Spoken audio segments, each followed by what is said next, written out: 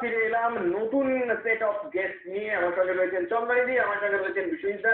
চন্দ্রানীদি প্রচুর স্টেজে অনুষ্ঠান করে থাকেন, বিভিন্ন টেলিভিশন চ্যানেলে মাঝে মাঝে পারফর্ম করতে যান, প্রচুর রেডিও স্টেশনে ওনার কণ্ঠ শোনা যায় মাঝে মাঝে অ্যাজ এ গেস্ট।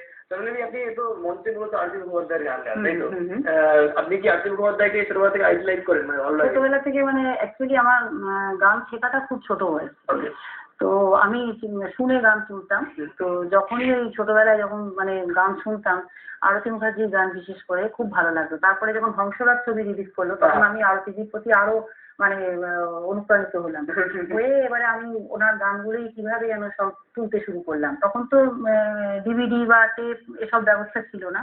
তো রেডিও শুনে কখন কোন দিন একটা গান দেবে শুনবো, শুনে আবার গানটা তুলবো, নিজে লিখবো, রেডি করবো, এভাবেই মানে কখন আরতি মুখার্জির গানের প্রতি একদম ভীষণভাবে মিশে গেছি। দিদিমণি দিয়ে শুরু হোক না? হ্যাঁ হ্যাঁ নিশ্চয়ই।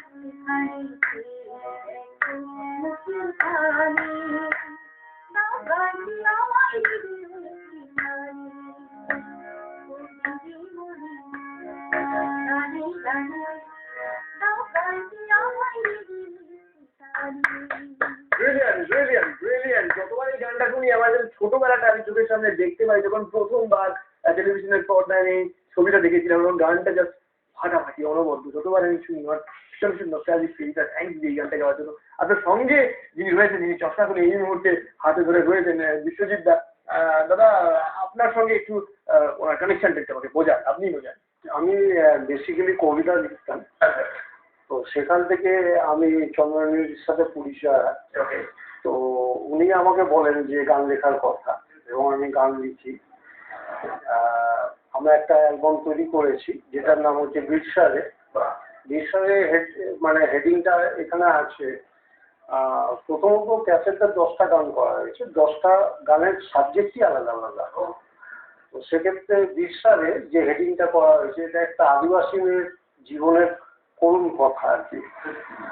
তো সেই বিরসারেটা সেই সূত্রে আজকে স্টুডিওতে আরে বাবা, দারুণ দারুণ দারুণ। সেই গানগুলো ডেফিনেটলি শুনবো।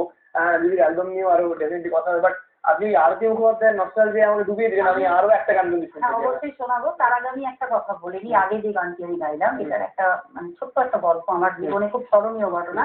এটা বলাটা আমার মনে হচ্ছে এখানে। হ্যাঁ বলুন না। সেটা হচ্ছে আমার বাড়ি উত্তরপাড়ায়। তো উত্তরপাড়ায় আমাদের ওখানে রঘুনাথপুর বলে একটা জায়গা আছে, মানে স্টেশনের ওপারে। তো ওখানে একবার মানে আজ থেকে বছর 3 আগে আর কি একটা অনুষ্ঠানে আর কি কথা হলো যে এরকম আরতি মুখার্জিকে সম্বর্ধনা দেওয়া হবে। তো আমি যার অনুষ্ঠান তিনি আমাকে খুবই মানে গানের জন্য খুবই প্রেফার করেন এবং তার অনুষ্ঠান মানে আমি থাকি আর কি। তো আমাকে বললো যে এরকম চন্দ্রানীদি আপনাকেও গাইতে হবে। এবং মানে সব থেকে যেটা আমার জীবনের সেরা পাওয়া মানে এখনো পর্যন্ত, এবং এরপরে আর কিছু পেতে পারি বলে আমারও মনে হয় না, এটাই আমার সেরা পাওয়া। সেটা হচ্ছে দিদিকে যখন স্টেজে তোলা হচ্ছে তখন এই ও দিদিমণি গানের রানী গানটা আমি গাইছি, আমার এই গানের সাথে ওনাকে স্টেজে তুলে ওনাকে ওই গানের সাথে সম্বর্ধনা দেওয়া হচ্ছে। এবং এই গানটার পরে উনি আবার আমাকে আরো 2টো গান গাইতে বলেন, যেমন এক বৈশাখে দেখা হলো বিজনায় গিয়েছিলাম, আর গিয়েছিলাম হচ্ছে আরেকটা গান গেছিলাম অন্তরজার অথৈ সাগর। 2টো গানই ওনার গান গাওয়া। মাইলস্টোন গান এবং আরতি মুখোপাধ্যায়ের সামনে তারই মাইলস্টোন 2টো গান গাওয়া রিয়েলি বিগ অ্যাচিভমেন্ট। ওয়েল, এই অ্যাচিভমেন্ট নিয়ে তো কথা ডেফিনেটলি হবে, তবে তার আগে আমি আপনার গান শুনবো। হ্যাঁ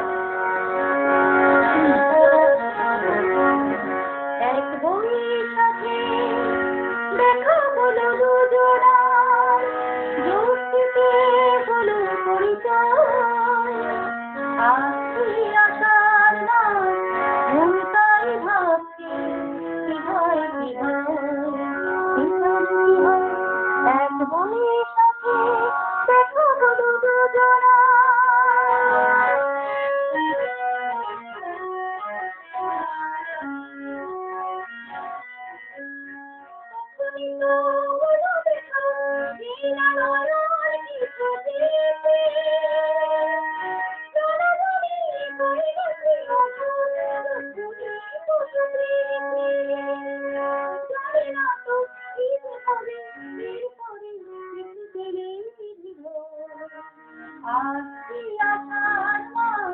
মন তাই ভাবছে কি হয় কি হয়, কি হয়। এক বনের সাথে দেখা হলো দুজনার, যুক্তিতে হলো পরিচয়। আজ তুই আসার মান মন তাই ভাবছে কি হয় কি হয়, কি হয় কি হয়। তো রোমান্টিক একটা গান, কর্তার সঙ্গেও কি এখন এরকম রোমান্স বজায় আছে? সেটা আর কি করে বলি, এটা তো একদমই পার্সোনাল। খুবই ব্যক্তিগত জায়গা। এই বিষয়গুলো নিয়ে আরো আড্ডা হবে। আপনার আলোচনার গান আপনার কাছ থেকে শুনবো চন্দ্রানী বিশ্ববিদ্যা, আপনার সঙ্গে প্রচুর গল্প বাকি রয়েছে। তবে তার আগে একটা ছোট্ট ব্রেক, কোথাও যাবেন না, এনজয় করতে লাগবেন বেলায় আড্ডা। আর চন্দ্রানী বিশ্ববিদ্যার সঙ্গে একদম পেশ আড্ডা।